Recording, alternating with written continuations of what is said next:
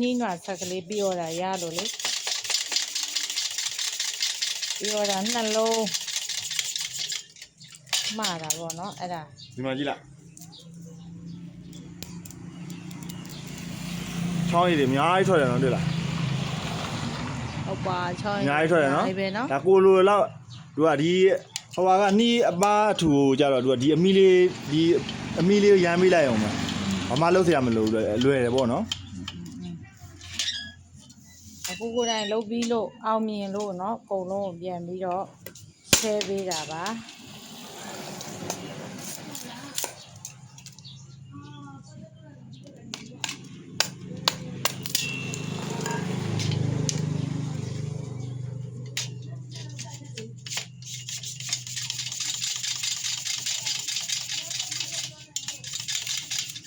ဒါဆိုရင်เนาะဟုတ်လား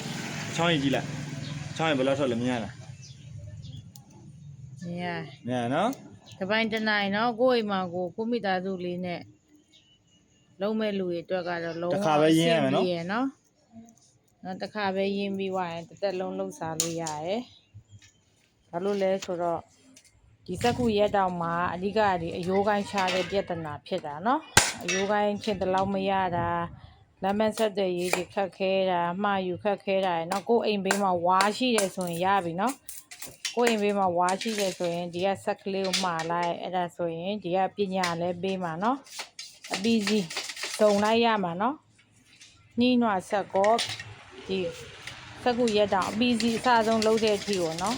ဟိုကလုတ်ပေးမှာပညာစီထည့်ပေးမှာတခါတည်းเนาะကျေးဇူးပါ